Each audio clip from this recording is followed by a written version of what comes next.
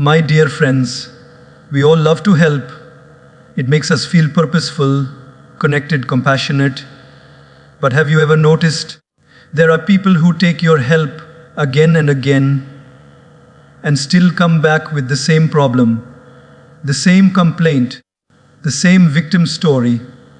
It's like giving water to a plant that has no roots. The water disappears, but nothing grows. We feel drained, exhausted, and sometimes even guilty for stepping away. But today, I want you to understand a powerful truth. Helping is noble, but enabling is dangerous. Some people don't need your help, they need your boundaries. They need your silence. They need your absence, so they can finally meet themselves. So in this speech, let me share the wisdom of when to step in and when to step back, when to offer your hand and when to keep your hands folded. Not because you don't care, but because you finally understand. When you try to help someone who has no intention of changing, something strange happens. Your effort becomes heavier than their problem. You give advice with sincerity, they listen with emptiness. You offer solutions with love, they respond with excuses. You push them toward growth, they pull themselves back toward comfort. And slowly, without realizing it, you become the only one rowing the boat while they sit back and watch, waiting for you to carry them to the shore. Helping someone who does not want to change is like trying to light a candle in the wind. You keep trying, your fingers burn, your patience burns, your hope burns, but the candle never stays lit. Their unwillingness blows away every attempt you make. And at some point you begin to wonder, what am I doing wrong? Why is nothing working? Why do they remain the same? But the truth is, nothing is wrong with you. They simply don't want to step into the discomfort that change requires. Transformation is not a gift you can hand over. It is a decision they must make for themselves. You can inspire someone, support someone, even guide someone, but you cannot walk their path for them. If the person you're helping has already decided that staying broken is easier than healing, staying stuck is easier than moving, staying helpless is easier than trying, then your help will never reach them. It will bounce off the wall of their resistance and fall back on your heart. We often confuse helping with saving. We think if we just try a little harder, speak a little softer, give a little more, maybe this time they'll listen, maybe this time they'll rise. But people change only when two things happen, when they truly want to, and when they are ready to, not before, not because of you, not because of your effort, and definitely not because of your pressure or sacrifice. The danger is not in helping them. The danger is in believing you can change them. You end up pouring your energy into a glass with a hole at the bottom. No matter how much you give, it never fills.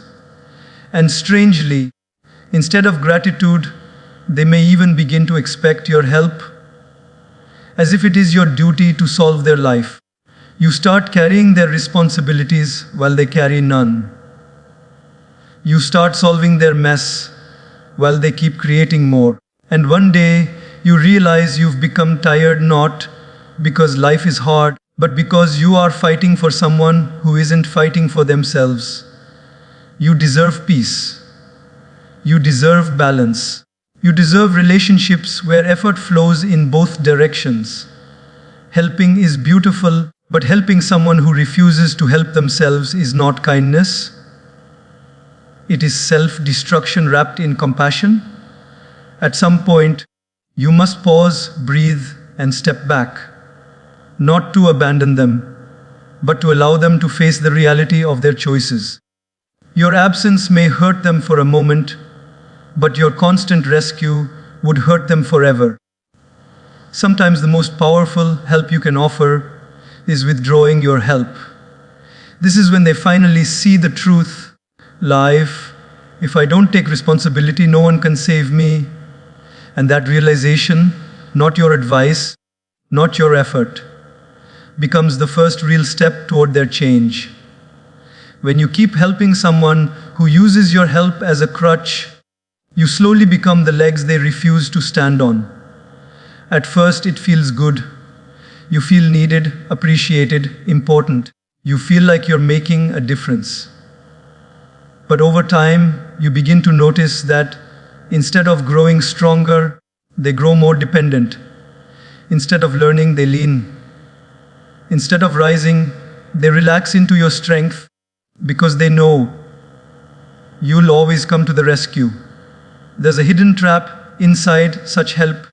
You think you're supporting them, but you're actually removing their opportunity to develop muscle, emotional muscle, mental muscle, spiritual muscle.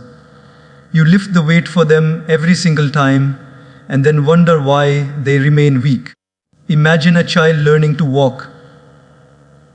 If you carry the child everywhere, they'll never learn to use their own legs. They'll never feel the wobble, they'll never feel the fall, they'll never feel the strength building inside their own bones. Your love without boundaries becomes the very reason they stop growing. Some people don't want solutions. They want shortcuts. They don't want responsibility. They want relief. And you, with your kind heart, become their comfort zone. They know they can make a mistake because you will clean it.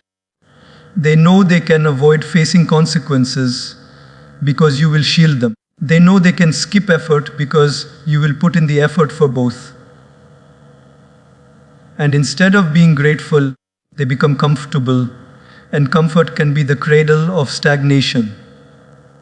Worse, they begin to confuse your kindness with obligation. What you once did out of compassion, they now expect as a duty. They stop asking politely, they stop appreciating deeply, and they stop trying entirely. You'll hear them say, "You know I need you. You know I can't do this without you. Please, just one more time." But what they really mean is, "I don't want to grow, so keep carrying me." And the more you carry them, the heavier they become. Not because their problems increase, but because their willingness decreases. Their helplessness is not genuine, it becomes strategic. They know if they act weak, you will step in. They know if they avoid responsibility, you will take it. They know if they refuse to move, you will drag them forward. And this is how your help turns into their habit. Think about this. If someone uses your strength as a substitute for their own, then you're not helping them rise. You're helping them stay exactly where they are. They don't become better. They simply become better at depending on you. And this cycle continues until you're drained, suffocated, frustrated, while they remain unaffected, untouched, and unchanged. But the universe has a simple rule. Anything you keep doing for someone that they should do for themselves becomes a chain for them and a burden for you. You lose your energy, they lose their potential. You lose your time, they lose their growth. You lose your peace, they lose their courage. Helping is noble, but enabling is dangerous. Enabling allows people to stay small while you keep shrinking to support them. There comes a moment when you must step back and let them feel the weight of their own life, not out of anger, but out of wisdom. Not because you don't care, but because you care enough to let them stand on their own feet. When you stop being their crutch, something magical happens. They start discovering their own strength. They take the steps they avoided for years. They realize their own capability. They begin to grow. And when they finally stand, truly stand, they won't need you to rescue them. They'll only need you to support them from a distance. That is real help. Helping them become independent, not dependent. There are people in this world who are not committed to growth, not committed to healing, not committed to rising. They are committed to their excuses. And when someone is deeply attached to their excuses, you can bring them the best advice, the best opportunity, even the best version of yourself. But nothing will move them. Because their loyalty is not to progress, their loyalty is to the story that protects them from responsibility. When you try to help someone like this, you'll notice something strange.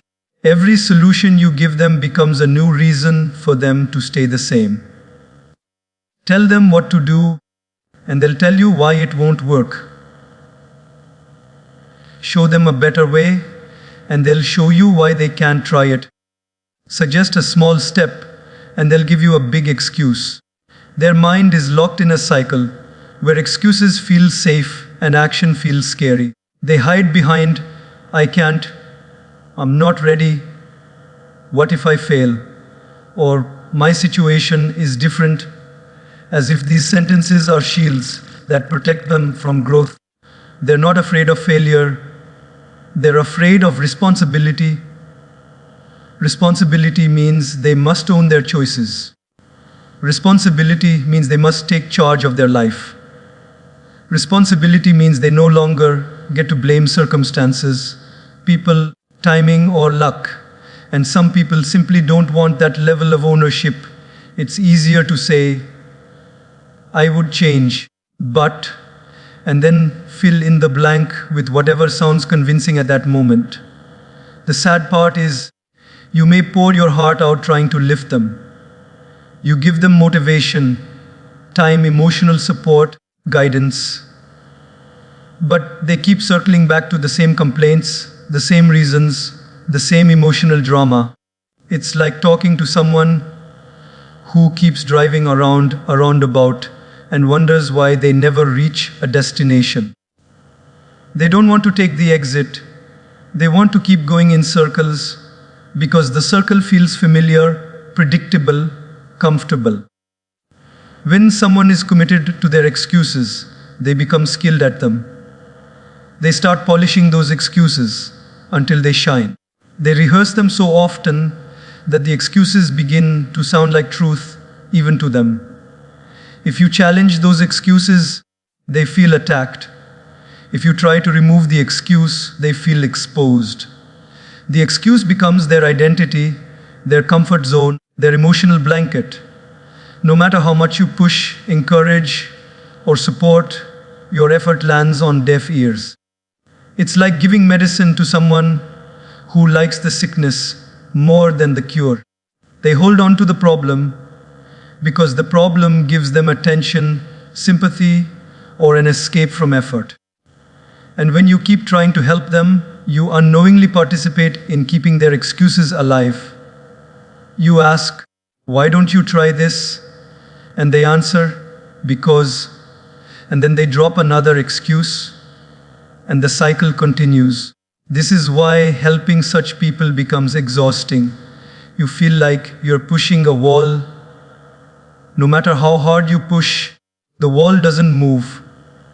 You feel drained, not because the problem is big, but because their resistance is bigger. You start feeling responsible for their improvement, and they start feeling justified in avoiding it. You begin to care more about their progress than they do. And that imbalance becomes a silent burden on your emotional well-being.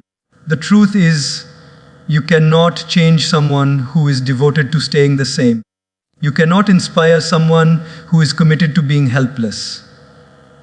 You cannot guide someone who prefers complaining over changing.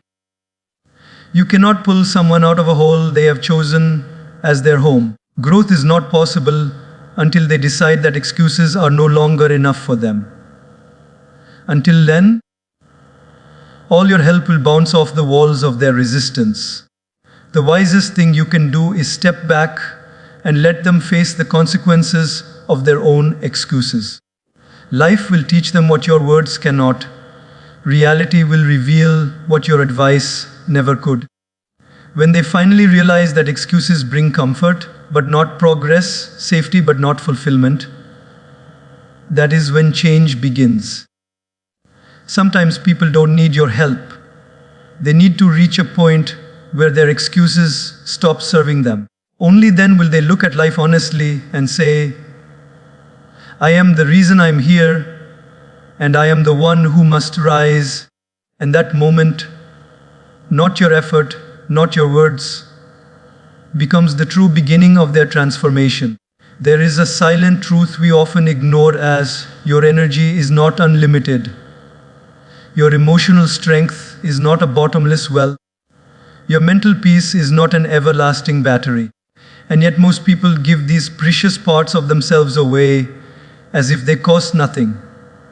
We rush to help, we rush to fix, we rush to carry others without ever asking ourselves, is this person worthy of my energy? Not worthy as in better or worse, but worthy as in, will they respect what I am giving? Will they value it? Will they grow from it? Or will they drain me? Your energy is sacred. It is the fuel that drives your life, your dreams, your relationships, your purpose, your happiness. But when you give it to people who do not value it, it doesn't just disappear. It takes pieces of you with it. You begin to feel tired, emotionally cluttered, spiritually heavy. You start losing your spark, your motivation, your calm. Not because something is wrong with you, but because you are pouring your strength into people who treat your energy like it is cheap. You may have noticed this. Some people uplift you just by being around them. They inspire you, encourage you, give you a sense of peace. But some people drain you even in silence. Their presence feels like weight on your chest. Their demands feel like shackles on your day. Their negativity, their chaos, their irresponsibility becomes your unintended burden. These are the people who take advantage of your kindness. The ones who confuse your compassion with availability. The ones who use your presence as a free emotional charger. They know you're strong, so they lean on you. Not occasionally, but constantly.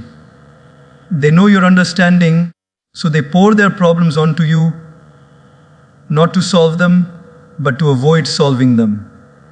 They know you're empathetic, so they hold you hostage with their crises, their drama, their emotional storms.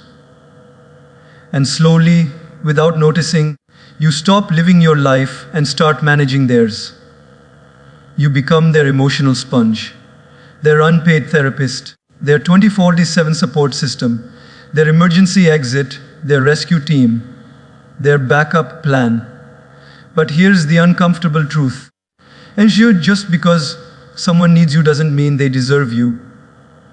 And not everyone deserves access to your mind, your heart, or your spirit. Not everyone has earned the right to hold your time. Not everyone has shown the maturity to receive your help in a healthy way. There are people who drain your energy because they have no intention of changing. They only want comfort, not growth. They want to complain, not improve. They want to be heard, but not guided. These people do not seek solutions. They seek attention, validation, or someone to blame. And if you keep giving them your strength, they will take it endlessly without ever giving anything back. Your energy is like a garden. If you let everyone walk through it carelessly, they will trample your flowers, break your branches, and leave footprints on your soul. But if you protect it, nurture it, and give access only to those who respect it, your life will bloom with joy, clarity, and peace. You must learn the art of selective giving. Give your time to people who value time. Give your support to people who want to grow. Give your energy to people who reciprocate. Give your presence to people who appreciate it. And most importantly, give your heart only to those who treat it with care. This is not selfishness. This is self-preservation. This is emotional maturity. This is spiritual discipline. The strongest people in the world are not the ones who give endlessly to everyone. They are the ones who know where not to give, when not to give, and to whom not to give. They understand that protecting their energy is not about abandoning others, it's about honoring themselves. When you stop giving your strength to people who drain you, you will suddenly rediscover how much power you actually have. Your mind becomes clearer, your heart becomes lighter, your spirit becomes stronger. You begin to attract better relationships, healthier conversations, and more meaningful connections. Because the universe rewards people who protect their energy. And life flourishes for those who finally realize, thus not everyone deserves a front row seat to your soul, Ao says. When you reach a point where helping someone begins to destroy your peace, you have to understand something deeply spiritual and profoundly important. It just that is not help anymore. That is self-harm disguised as kindness. Peace is not a luxury. Peace is not a bonus. Peace is the foundation of your emotional, mental, and spiritual health. Without peace, even your love becomes heavy, your compassion becomes forced, and your presence becomes exhausted. But many of us grow up believing that helping others, no matter the cost, is noble. We are taught to sacrifice, to give, to tolerate, to endure. We are told that good people don't walk away, and so we stay even when it hurts. We help even when our soul feels depleted. We give even when we have nothing left inside.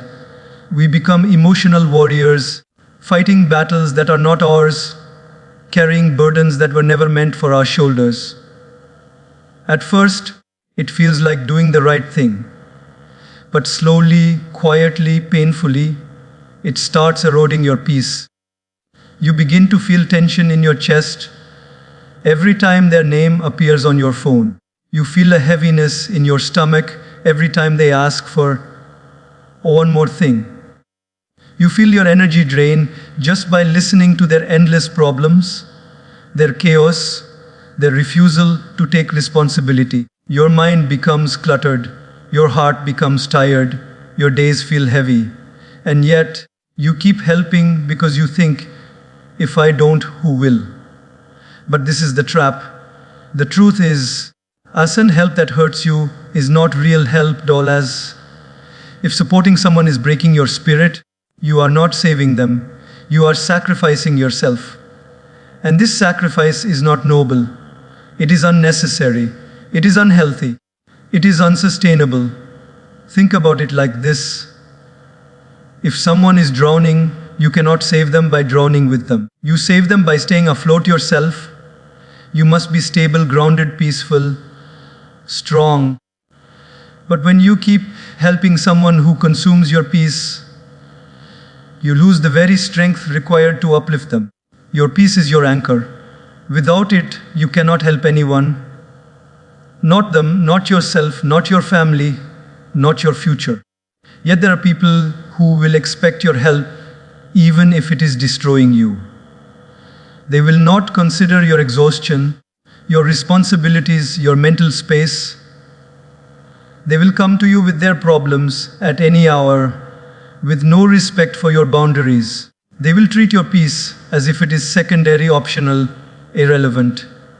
And if you try to step back, they may guilt, trip you, manipulate you, or accuse you of being selfish. But let me tell you something clearly. Protecting your mental and emotional peace is not selfish. It is necessary for survival. You cannot pour from an empty cup. You cannot guide someone when you are lost. You cannot heal someone when you are wounded. You deserve relationships where peace flows both ways. You deserve connections that nourish you, not drain you. You deserve conversations that uplift you, not suffocate you. You deserve a life where your mind feels calm and your heart feels safe. Helping someone should feel like an act of love, not an emotional burden. It should feel like giving from fullness, not giving from exhaustion. It should feel like support, not sacrifice.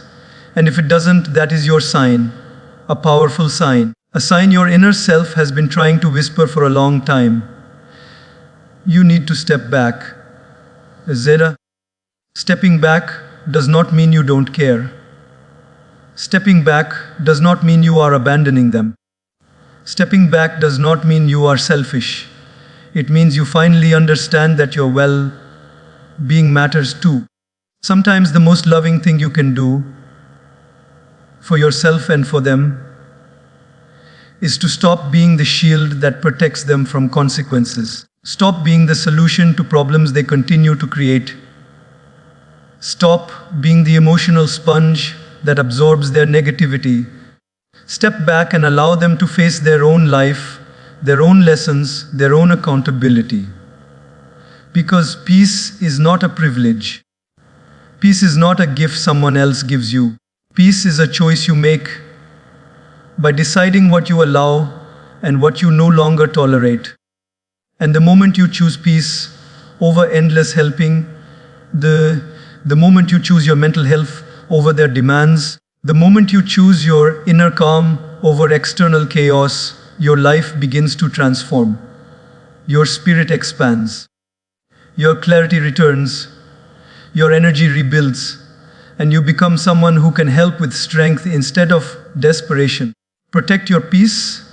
It is the foundation of everything good that can come from you. Once peace is gone, nothing else stands. There comes a moment in every giver's life when a painful realization settles in. Some people do not want healing. They want attention. They don't want solutions. They want an audience.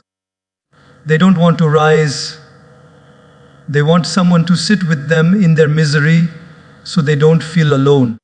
And if you're not careful, you become exactly that, an emotional seat cushion for someone who has no intention of standing up.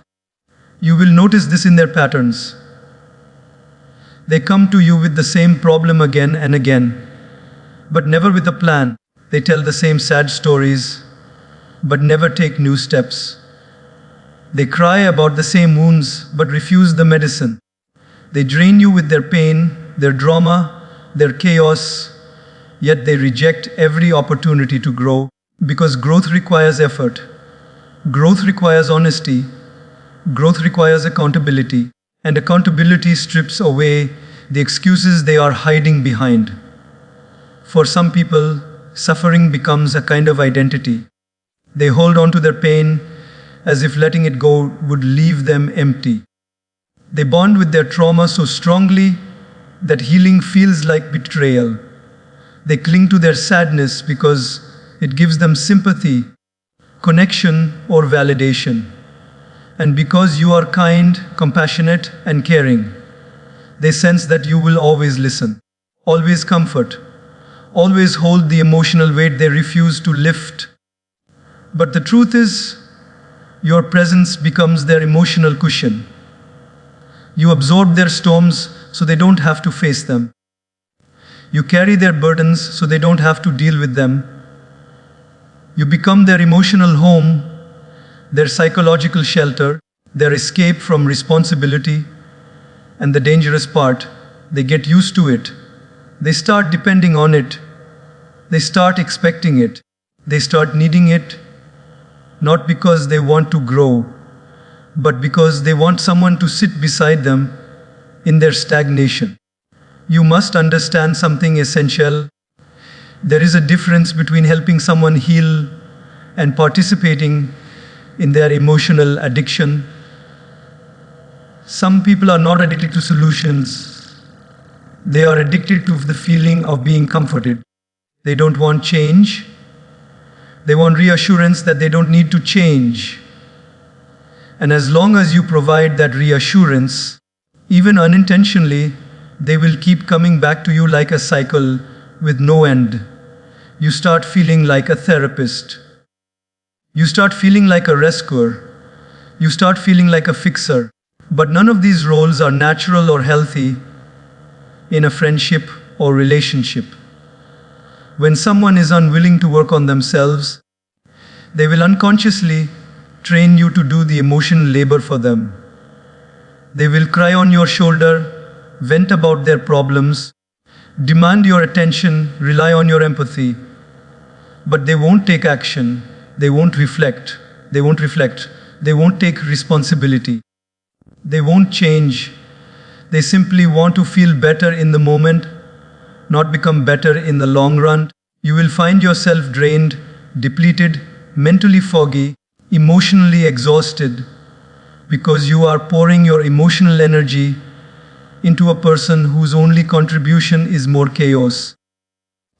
You become their strength, but they do not become stronger. In fact, the more you cushion their pain, the more comfortable they become staying exactly where they are. Helping them becomes a spiritual weight. It becomes an emotional tax. It becomes a psychological burden. And slowly you lose yourself in the process. You begin to silence your own needs to listen to theirs. You begin to shrink your own problems because theirs always seem bigger.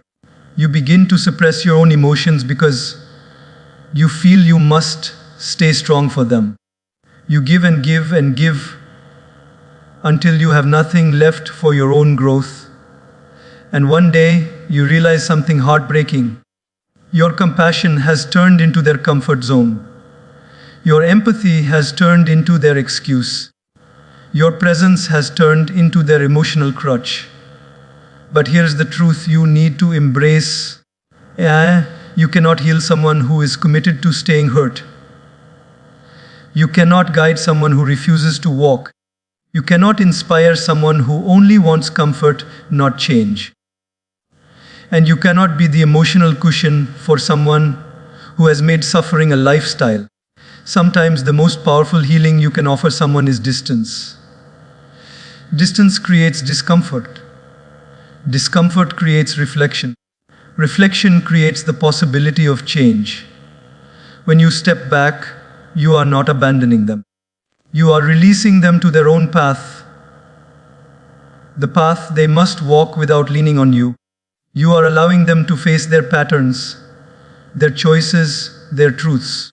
You are freeing yourself from emotional responsibility that was never yours in the first place.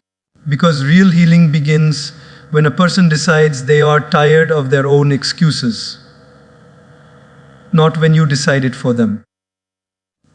And the moment you stop being their emotional cushion, they will finally have to stand up. Sometimes that is the greatest help you can ever give. There are moments in life when you realize that helping someone is no longer helping. It has become rescuing. And rescuing is dangerous because the moment you become someone's rescuer, they stop learning how to save themselves. They stop fighting their own battles. They stop taking responsibility for their choices, their patterns, their habits, their consequences. Your strength becomes their escape route, and your effort becomes their safety net. At first, it feels noble. You feel useful, important, meaningful. You step in because you want to see them happy, stable, progressing. But slowly, quietly, subtly, the dynamic shifts. They stop asking, "How can I handle this?" and instead start asking, "Can you fix this?" They stop standing and start leaning. They stop trying and start depending. Your presence becomes their shortcut. Your support becomes their excuse not to grow. You begin to notice this when their problems feel repetitive, the same chaos, the same mistakes, the same emotional spirals. You keep pulling them out of the same pit, only to watch them walk right back into it. And each time, they look at you with the same helpless expression, expecting you to save them again. As if your time, your energy, your peace, your mental space are always available, always unlimited. But here is the truth no one likes to admit. Unless when you constantly rescue someone, you slowly teach them that it is okay to fall because you will always catch them. You teach them that effort is optional. You teach them that consequences don't matter. You teach them that dependence is acceptable. You teach them that you will break yourself before you let them break. And some people take advantage of this. Not always intentionally, not always maliciously, but consistently. They begin to make decisions without thinking, knowing you'll handle the fallout. They begin to act carelessly, knowing you'll fix the damage. They begin to repeat unhealthy patterns, knowing your heart won't allow you to let them suffer. You become the soft landing that prevents them from ever hitting the ground hard enough to wake up. But let me tell you something deeply important. Sometimes people need to fall, Docwes, not to hurt them, but to wake them. Not to punish them, but to teach them. Not to abandon them, but to allow reality to guide them in ways your love cannot. When you keep rescuing someone, you stand between them and their life lessons. You block the natural growth process. You intercept consequences that were meant to shape them. You soften blows that were meant to transform them. And by doing so, you unknowingly delay their evolution. You freeze their maturity. You hold them back from discovering their own strength, because real strength isn't built by being saved. It's built by surviving. Real wisdom isn't learned through advice. It's learned through experience. Real growth doesn't come from comfort. It comes from responsibility. But people will avoid responsibility as long as someone else is willing to carry it for them. They will avoid discomfort as long as someone else is willing to absorb it. They will avoid growth as long as someone else is willing to shield them from the pain that forces growth. Think about a butterfly. If you cut open the cocoon because the struggle looks painful, the butterfly will never develop the muscles required to fly. Your help becomes its weakness. Your rescue becomes its limitation. Some people in your life are inside their cocoon, uncomfortable, frustrated, confused. But that struggle is necessary. That pressure is shaping them. That resistance is building their strength. And if you keep rescuing them, you will interrupt the very process that was meant to set them free. Sometimes, the most sacred form of love is not stepping in, it's stepping back. Stepping back and trusting that they will figure it out. Stepping back and letting them experience life's reality. Stepping back and allowing them to face the consequences of their choices. Stepping back so they can finally take responsibility for their own growth. And here's the beautiful part. When they finally rise, truly rise, they rise not because you saved them, but because they discovered their own strength. They rise with confidence instead of dependency. They rise with wisdom instead of excuses. They rise with dignity instead of reliance. Your absence won't harm them. Your constant presence might. So remind yourself, as you are not responsible for saving anyone, you are responsible for not losing yourself while trying a seek. And sometimes, the greatest help you can give someone is the freedom to face their own life without you shielding them from it. When you help someone too much, something subtle begins to happen inside them. They stop seeing the difference between kindness and dependence. At first, they are grateful. They thank you. They appreciate your support. They even promise, next time, I'll do it on my own.